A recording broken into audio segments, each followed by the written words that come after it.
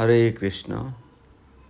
ಶ್ರೀಕೃಷ್ಣ ಪರಮಾತ್ಮನು ಅರ್ಜುನನಿಗೆ ಬೋಧಿಸುತ್ತಾ ಹೀಗೆ ಹೇಳುತ್ತಾನೆ, ಬದಲಾಯಿಸಬಹುದಾದದ್ದನ್ನು ಬದಲಾಯಿಸಿ, ಬದಲಾಯಿಸಲಾಗದದನ್ನು ಸ್ವೀಕರಿಸಿ ಮತ್ತು ಸ್ವೀಕರಿಸಲಾಗದನ್ನು ಬಿಟ್ಟು ಬಿಡಿ.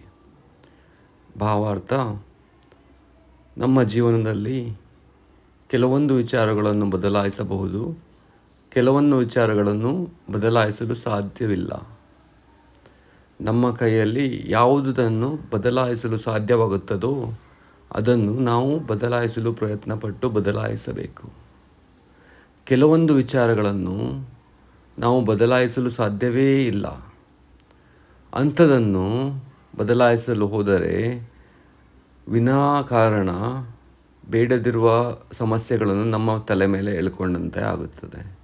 ಅಂಥದನ್ನು ಬದಲಾಯಿಸಲು ಹೋಗಬಾರದು. ನನಗೆ ಬದಲಾಯಿಸಲು ಆಗಲಿಲ್ಲ ಅಂತ ಅಂದ್ಬಿಟ್ಟು ಮನಸ್ಸಿಗೆ ತಕ್ಕೊಂಡು ಬೇಜಾರು ಮಾಡಿಕೊಂಡು ಕೂತ್ಕೊಂಡ್ರೂ ಸಹ ಆಗೋದಿಲ್ಲ. ಅಂಥದನ್ನು ಸ್ವೀಕರಿಸಲಾಗದಿದ್ದರೆ ಅದನ್ನು ಬಿಟ್ಟು ಬಿಡಬೇಕು.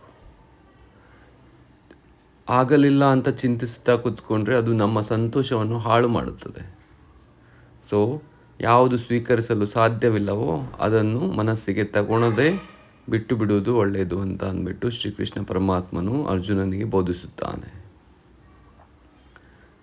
ಇದನ್ನು ನಾವು ಜೀವನದಲ್ಲಿ ಅಳವಡಿಸಿಕೊಂಡರೆ ನಾವು ಯಾವಾಗಲೂ ಸಂತೋಷವನ್ನು ಪಡೆಯಬಹುದು.